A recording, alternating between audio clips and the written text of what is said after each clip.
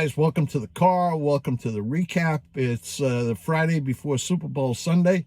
At the end of this episode, I'm going to have my betting guide for the Super Bowl so that it'll be an assist for you in whatever Super Bowl parties you go to this weekend. But I want to start off this week with a new feature, the Vero Beach Police Blotter. Here we go.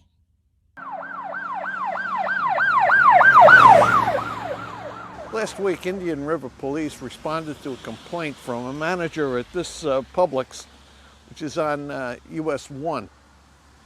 The complaint was that there was a man inside who was breaking off nubs and roots and things like that of things in the plants in the produce department and throwing the vegetables on the floor. So the manager called out the police and they came. Police arrested the suspect here in the north end of the grocery store's parking lot. The suspect's name is Daniel Adams Method, 33 years old, claimed to be a botanist, and his pockets were full of roots and nuts and leaves and stuff like that. Method was taken over to the Indian River County Jail, where he's being held pending further investigation and court proceedings. Bear in mind, all suspects are presumed to be innocent until proven guilty in a court of law.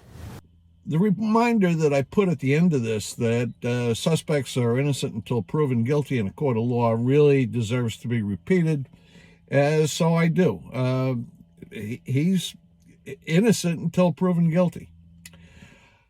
I want to do a combination food review and a little bit of history. Here's a report on graham crackers. As far as cookies go, graham crackers pretty much suck. They're right up there with, well, in my mind, ginger snaps. Ginger snaps, I think, are a little bit worse, but let's face it, graham crackers, they're rotten, I think. Now, you're going to be surprised to know that that was what they were designed to be. They were invented sometime in the 1830s or 1840s by a man named Sylvester Graham. Sylvester Graham was a Presbyterian minister, and he had a view that all forms of immorality actually stemmed from people eating decadent foods. So he was opposed to caffeine, to sugar, to meat, to all things like that. And he preferred stuff that was coarse, very, very plain, very, very simple. And he used coarse ground wheat, whole wheat, along with molasses and one or two other things to create these graham crackers. Now, to me, it's kind of odd. You're going to combat decadence by giving people something that sucks to eat, but that was what his idea was, and he sold a lot of graham. Well, he never made any money from graham crackers, but he had thousands of followers, and they were eating graham crackers. Now, he died a year before Kellogg, the inventor of cornflakes, was born. But Kellogg really jumped on this bandwagon that the important thing is fundamentally to be a vegetarian and to eat plain foods and stay away from sugar and things like that. And Kellogg, in part, his inspiration for cornflakes came from graham crackers. In 1898, the National Biscuit Company, now known as Nabisco, which is what makes the original graham crackers, they started mass producing this stuff. And then over a period of time, they started adding things to the molasses and ground wheat and so on, so that if you to make it more appetizing so they could sell more of these things. To include, they added sugar. It's got a lot of stuff in it, and if you look at the side of the box, you can see what's in there, and it's a bunch of stuff that I'm sure Sylvester Graham never even dreamed would happen. Anyway, that's where graham crackers come from. I know that they're used in, to make pie crust, key lime pie. Uh, I know that they're used to make s'mores, and in my life I've never had a s'more. But, to me, graham crackers are kind of really, really bland. And if you put in front of me an Oreo or a Girl Scout Thin Mint and a graham cracker, I'm jumping on that Girl Scout Thin Mint as opposed to these things. Anyway, that's where graham crackers come from. I hope you found that informative. I don't know whether you like graham crackers or not. Maybe you do.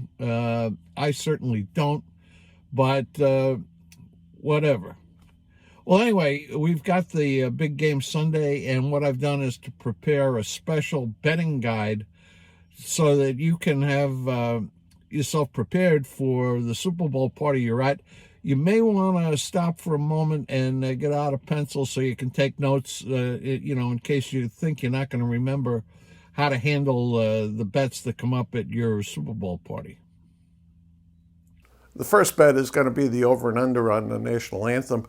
This year it's being sung by a woman named Demi Lovato. She has sung the national anthem at 2 World Series games, 1 NFL game, a championship fight. Typically she runs under 2 minutes. In fact, the average is about 1 minute 55, 56 seconds. I would say that any under bet where the line is set at 2 minutes and 3 seconds or more is going to be a safe bet. So on the national anthem, we want the under. The coin toss, 5 of the last 6 Super Bowls, the coin has come up tails. This year it's going to be heads. San Francisco will pick it, and San Francisco will defer, kicking off in the start of the second half. The first score is going to be a running touchdown, San Francisco. Kansas City has been getting off to slow starts in the last several games, and I expect that trend to continue. The first commercial is going to be a Bud Light commercial. It will not be Fritos. It certainly won't be a car commercial, and it won't be a political commercial. The over and under on the game is 54.5. You want the over. The final score is going to be 36-27, San Francisco. So you want to take the over, and you want to take the points, 1.5 points if you pick San Francisco. With that in mind, you should have a pretty profitable Super Bowl party. There's a final reason, I think, why Kansas City is going to lose this game, and that is the Kansas City fans. I think it is so weak that they keep doing this Tomahawk Chop at football games. First off, the Tomahawk Chop is absolutely stupid. Second, to the extent that anybody has a right to do the Tomahawk Chop, I mean, I guess you've got an absolute right to be stupid. It would be Atlanta Braves fans. So for all the reasons that I've said, I genuinely believe San Francisco is going to blow them away. But, they got to play the game, and we'll see how it comes out. So that's my report for this weekend. I hope you have a good weekend and a great Super Bowl. Everybody take care till next week.